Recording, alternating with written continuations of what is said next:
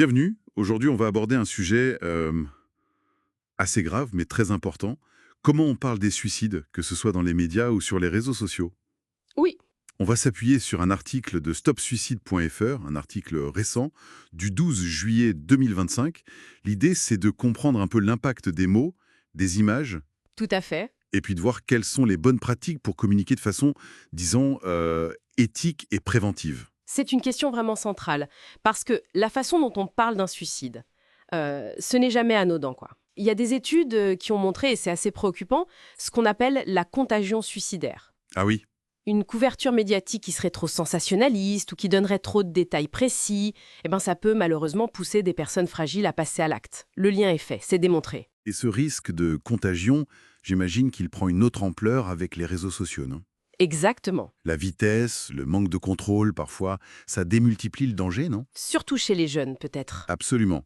La viralité, quand elle n'est pas maîtrisée, c'est clairement un facteur aggravant. Les dangers d'une communication, disons, irresponsable, ils sont là. Donner des détails sur la méthode, le lieu, Oui.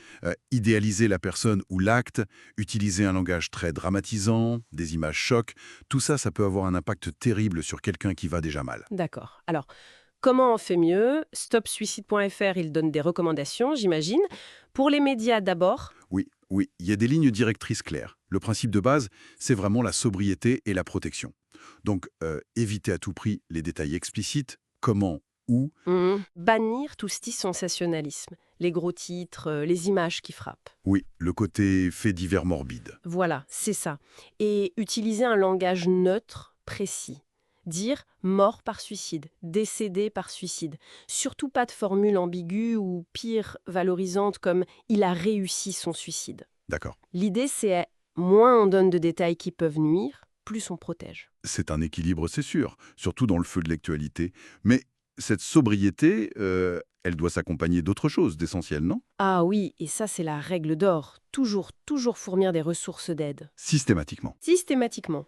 Le numéro national de prévention, le 3114, les lignes d'écoute comme SOS Amitié. D'ailleurs, l'article donne un exemple de formulation très sobre.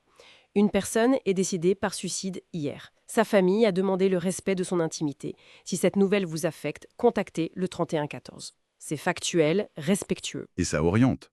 Et ça oriente. Voilà, ça ouvre une porte. Et cette responsabilité, elle dépasse les journalistes. Sur les réseaux sociaux, c'est immense.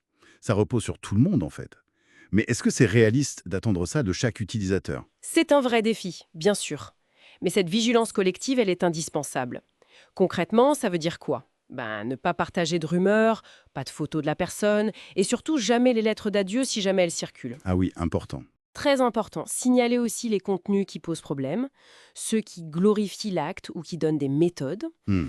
Et puis, si on voit quelqu'un exprimer sa détresse en ligne, plutôt privilégier un message privé, discret, pour offrir une écoute, du soutien et orienter vers des pros, plutôt que des commentaires publics qui peuvent être maladroits. Oui, ou stigmatisant même. Exactement. On voit bien l'aspect prévention, et l'article, il me semble, insiste aussi sur l'importance d'autres types de récits, pour contrebalancer. Oui, tout à fait. C'est crucial de parler aussi de ce qui aide, de ce qui va bien, partager des témoignages de résilience de personnes qui ont traversé des crises suicidaires et qui s'en sont sorties. Pour montrer que c'est possible. Voilà. Ça aide à lutter contre la stigmatisation de la souffrance psychique et ça montre qu'il y a des issues. Le suicide, c'est souvent évitable. Et puis, il faut aussi qu'on apprenne tous, collectivement, à mieux repérer les signaux d'alerte. Le repli sur soi, des propos très noirs, des changements de comportement soudains, pour pouvoir tendre la main à temps. En résumé, si je comprends bien, il faut oser parler du suicide pour briser le tabou. Oui, Mais cette parole, elle demande une très grande prudence, une éthique, qu'on soit journaliste ou simple citoyen sur Internet. c'est exactement ça. Chaque mot, chaque image, chaque partage, ça a un poids, une conséquence potentielle. On peut, sans le vouloir, aggraver le risque, ou au contraire, on peut aider à la prévention, orienter vers de l'aide.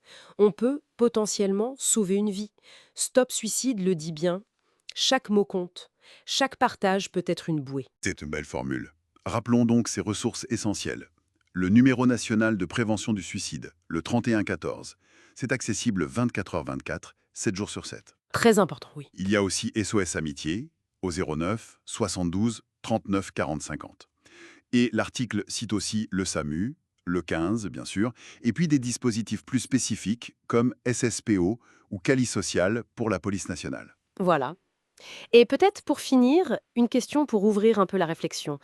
Au-delà de la manière dont on réagit après un drame, comment est-ce que nos espaces en ligne, les plateformes, les communautés, pourraient devenir de façon plus active des endroits où exprimer sa fragilité, chercher de l'aide, ce serait pas juste accepter mais vraiment encourager, bien avant qu'une crise n'éclate? C'est une excellente question pour terminer.